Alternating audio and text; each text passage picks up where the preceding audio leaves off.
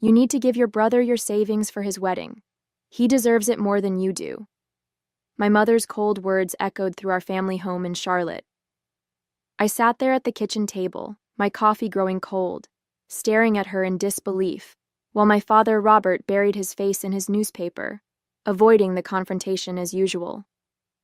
"What do you mean?" I asked, my voice barely above a whisper. "Those are my life savings, Mom. I've worked hard for years to build that up." My name is Madison Walker, and at 30 years old, I never thought I'd be having this conversation. I'm a financial advisor, someone who helps others make smart decisions with their money. The irony wasn't lost on me. "Madison, be reasonable," my mother Deborah said with that condescending tone she'd perfected over the years. "Ethan wants a destination wedding in the Bahamas. His fiancée Rachel comes from a respectable family. The Bennetts are known for their extravagant parties. We need to show them we're of the same caliber." I glanced at my father, silently pleading for support, but he just turned another page of his newspaper.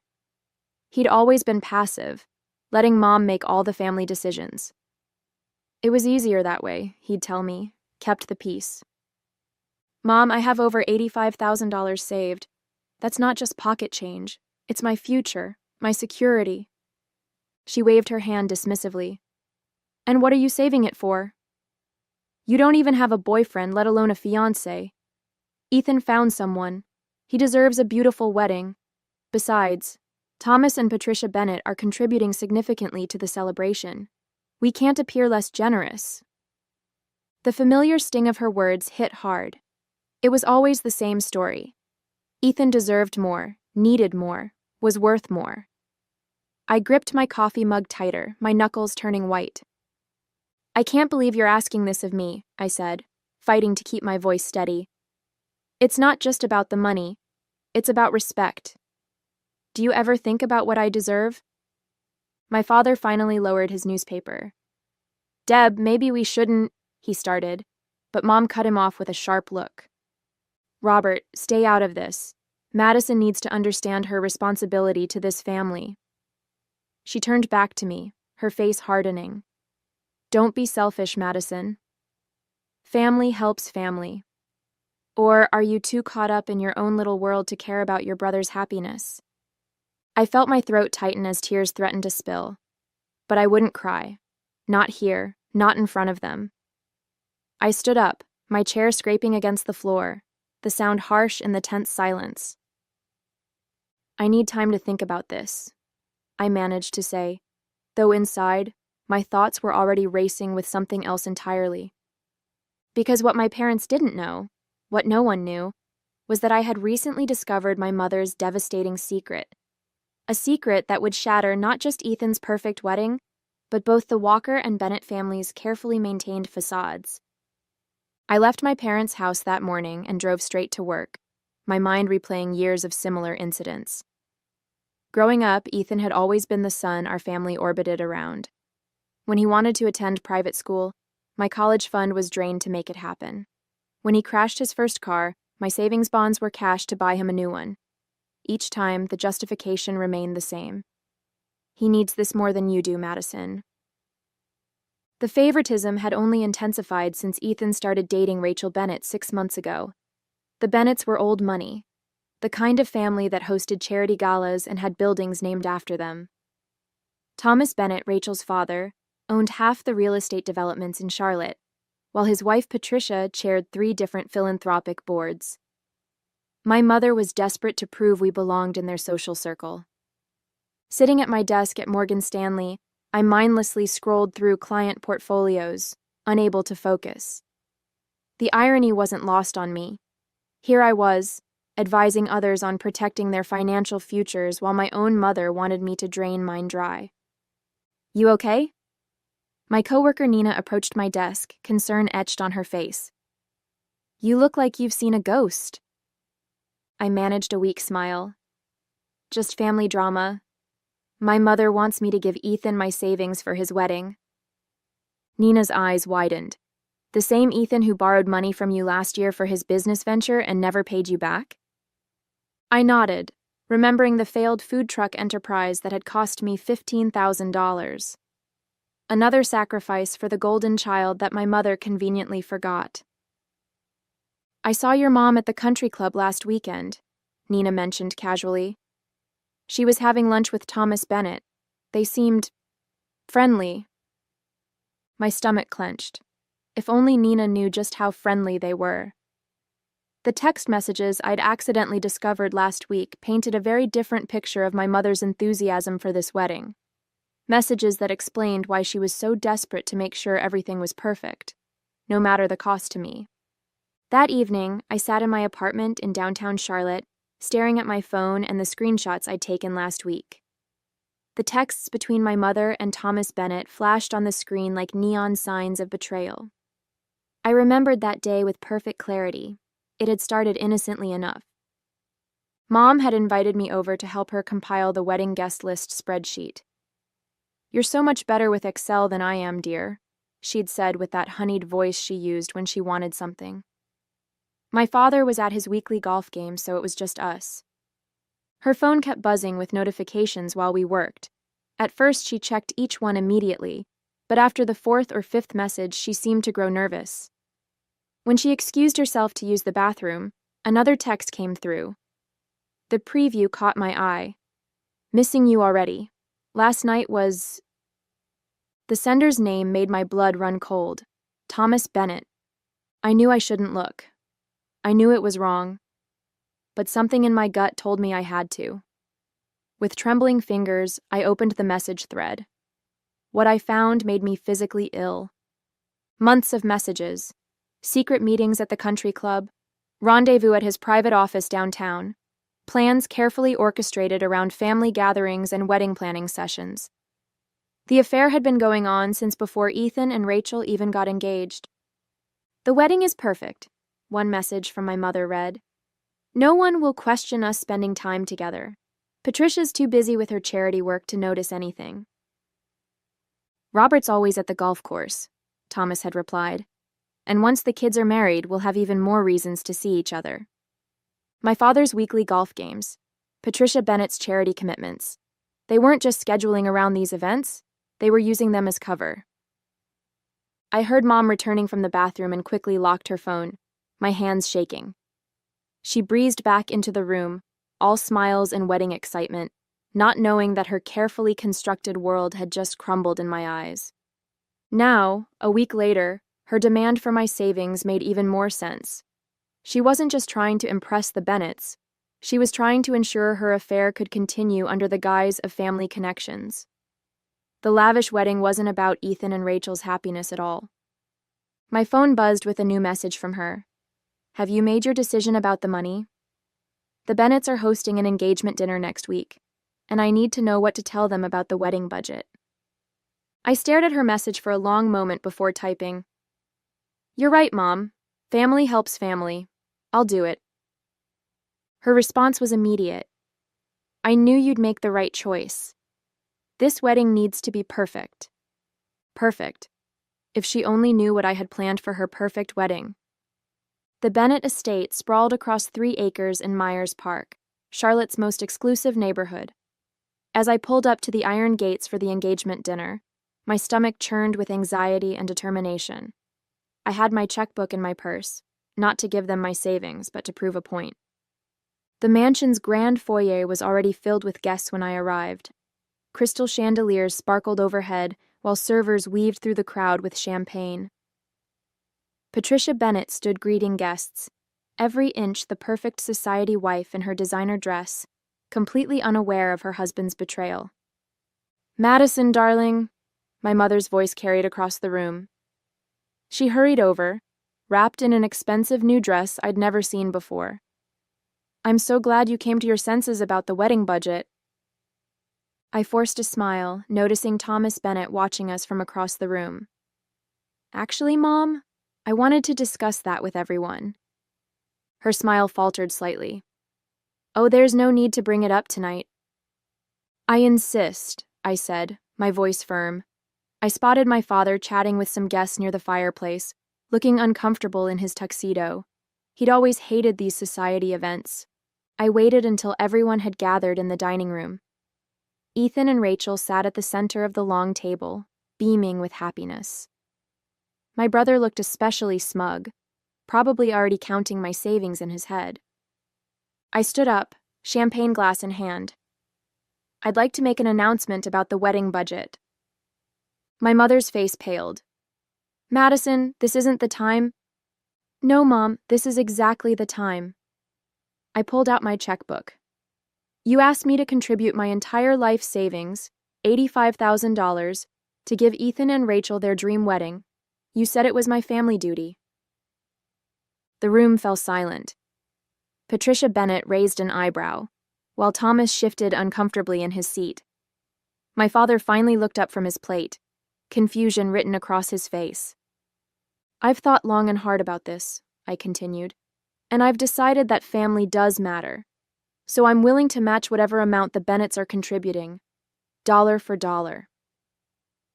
The silence turned deafening. Thomas Bennett cleared his throat. We're contributing $25,000.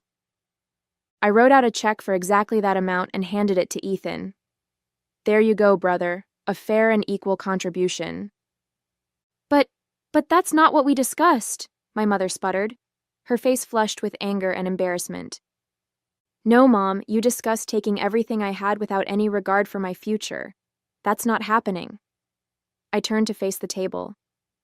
I love my brother and want him to have a beautiful wedding, but I won't be manipulated or guilted into bankrupting myself. The room erupted in awkward murmurs. Patricia Bennett was watching my mother with newfound interest, while Thomas couldn't meet anyone's eyes.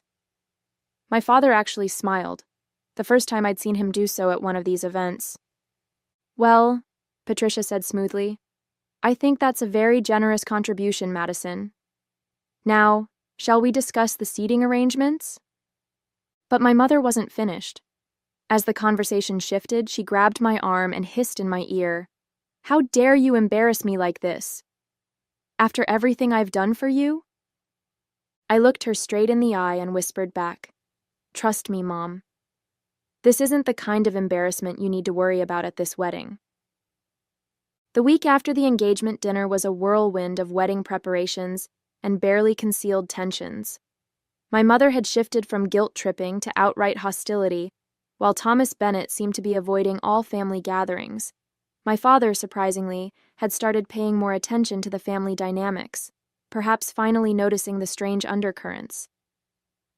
I was at the final dress fitting with Rachel, my mother, and Patricia Bennett when everything escalated. The bridal boutique's private salon was filled with mirrors that seemed to reflect not just our images, but all the secrets we carried. Madison, Patricia said suddenly, catching me alone while the others were busy with Rachel's veil, I need to ask you something. Her perfectly manicured hands twisted nervously. Have you noticed anything unusual about your mother and Thomas lately? My heart stopped. What do you mean? The late-night phone calls, the private meetings about wedding details. I'm not blind, Madison. Patricia's voice was steady, but her eyes betrayed her pain. I found receipts from hotels. Thomas says they're business expenses, but... Before I could respond, my mother swooped in. Madison, darling, Rachel needs your opinion on the headpiece. As I walked away, I caught Patricia's reflection in the mirror, the hurt and suspicion plain on her face. My mother must have noticed too, because she cornered me in the boutique's powder room. Whatever you're thinking of doing at this wedding, don't, she warned. You'll ruin everything for Ethan. You mean I'll ruin everything for you? I replied quietly.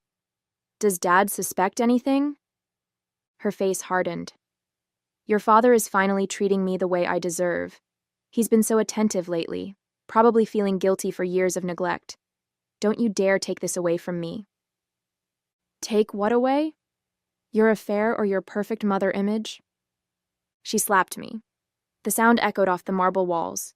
You ungrateful little... The door opened and Rachel walked in, stopping short at the scene before her. My mother immediately switched to a smile. Just a little mother-daughter disagreement about the seating chart, she said smoothly, but Rachel's face showed she didn't believe it. After my mother left, she turned to me. Madison, what's really going on? Dad's been acting strange, Your mom's been impossible to work with, and now this? I looked at this young woman, about to marry my brother, about to join our web of lies and deceit. She deserved to know the truth, but was it my place to tell her? Rachel, I started, but she cut me off. Wait, before you say anything. She pulled out her phone and showed me a text message from her father to my mother. My blood ran cold. It was different from the ones I'd seen, more recent. I can't go through with this wedding, the message read. The guilt is killing me. Patricia suspects something, and Robert's been asking questions. We need to end this. Rachel's hands were shaking. I found this on Dad's iPad last night. Please tell me it's not what I think it is. I looked at her devastated face in the mirror and made a decision. Rachel, there's something you need to know about our parents. I told Rachel everything in that bridal boutique bathroom. About the messages I'd discovered, the secret meetings, the manipulations. With each word, I watched her wedding dreams crumble in the mirror's reflection. When I finished, we sat in silence on the plush velvet ottoman, both of us processing the weight of it all. I can't believe this, Rachel finally whispered. My father and your mother. And now they want to end it because they might get caught? Her hands clenched into fists, crumpling her ivory silk robe. All this time, I thought Dad was just excited about the wedding, about gaining a new family. Instead, he was using my happiness as a cover story. I'm so sorry, Rachel. I wasn't sure whether to tell you. No, she cut me off, her voice suddenly stronger. I'm glad you did. My mom deserves to know. Your dad, too. But... She paused, a determined look crossing her face. Not yet. Not like this. I raised an eyebrow. What do you mean? Rachel stood up, smoothing her robe with trembling hands. The wedding is in 3 days. Everyone we know will be there.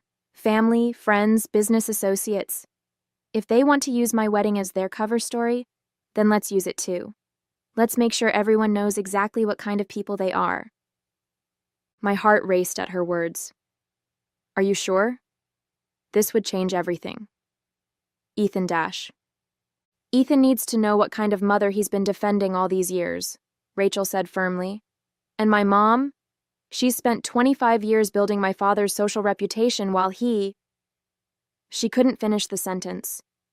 Just then, my mother's voice carried through the door. Girls? Is everything all right in there? Patricia's getting concerned. Rachel and I exchanged looks. She squared her shoulders and opened the door. Everything's fine, she said with a smile so convincing it scared me. Madison was just helping me with some last-minute wedding details. My mother's eyes narrowed suspiciously, but before she could respond, Patricia appeared behind her. Thomas just called, she announced, her voice tight. He says he needs to discuss some urgent changes to the wedding arrangements. Deborah, he asked if you could join us. I watched my mother's face carefully. A flicker of panic crossed her features before she composed herself. Of course, she said smoothly. Anything for the wedding. As they walked away, Rachel gripped my arm. They're probably meeting to discuss how to keep their secret at the wedding. They have no idea what's coming. Are you absolutely sure about this? I asked one last time. Once we do this, there's no going back. Both our families will be changed forever. Rachel's eyes met mine in the mirror. They did this, not us. They're the ones who turned my wedding into a lie. Besides, she added with a grim smile, I think it's time both our mothers learned that they're not the only ones who can plan a perfect society event. As we rejoined the others in the salon, I felt a strange mix of dread and anticipation. In 3 days, my mother's perfect facade would shatter. In 3 days, both families would discover the truth. And in 3 days, Rachel and I would make sure everyone remembered this wedding, just not for the reasons they expected. The Biltmore Ballroom in Charlotte sparkled with crystal chandeliers and white roses on the morning of the wedding. As maid of honor, I watched the guests file in, the cream of Carolina society, all dressed in their finest, all here to witness what they thought would be the social event of the season. My mother fluttered around in her champagne-colored dress, playing the perfect mother of the groom, while Thomas Bennett stood near the altar, adjusting his tie with nervous fingers. Patricia sat in the front row, elegant as always, but I noticed how her eyes followed her husband's every move. My father sat beside her, finally alert to the tension in the air, though not yet understanding its source. Rachel and I had planned this moment carefully. The evidence was ready, screenshots printed and placed in elegant envelopes, tucked into every third program. The timing had to be perfect. Too early, and they might stop the ceremony. Too late, and they'd have time to spin the story their way.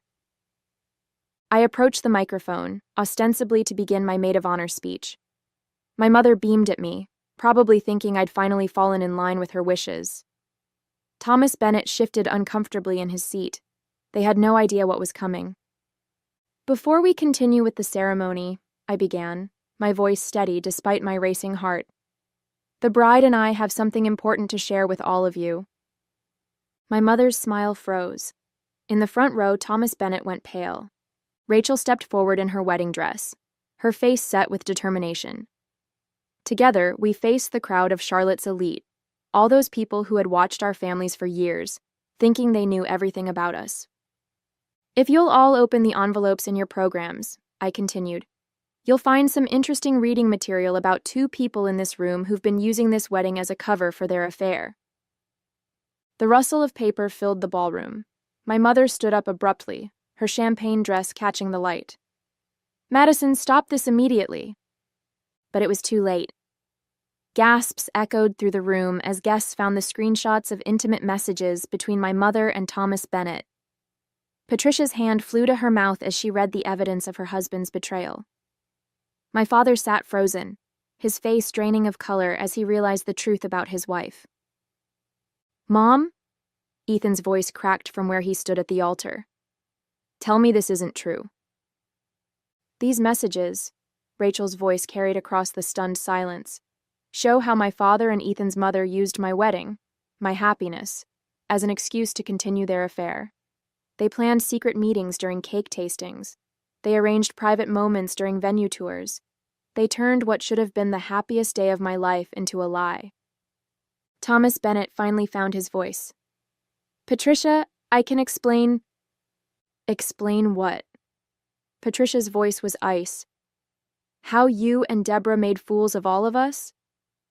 The scene that unfolded in the Biltmore ballroom would be talked about in Charlotte society for years to come. My mother tried to flee, but found herself blocked by outraged guests. Thomas Bennett stood paralyzed as his carefully constructed world crumbled around him. Patricia's quiet dignity as she removed her wedding ring and placed it on the table spoke volumes more than any dramatic gesture could have. My father finally stood up, his voice cutting through the chaos. How long, Deborah? How many years have you made a fool of me? Robert, please, my mother pleaded, but her manipulation had lost its power. Everyone could see her for what she truly was. Ethan approached me, his face a storm of emotions. All those years you tried to tell me about Mom's favoritism, her manipulation. I should have listened. He turned to Rachel, who stood tall despite her tears. I'm so sorry. I had no idea. Neither did I, Rachel replied softly. But at least now we both know the truth. The wedding was canceled, of course, but something unexpected emerged from the ashes of that day. As I watched the shocked guests depart, my father approached me and did something he hadn't done in years. He hugged me. I'm proud of you, Madison, he whispered. It took real courage to expose the truth. Looking around at the aftermath of my mother's deception, I felt no satisfaction in her humiliation, only relief that the lies were finally over. Sometimes the most expensive wedding gift you can give is the truth, even if it costs you everything you thought you had.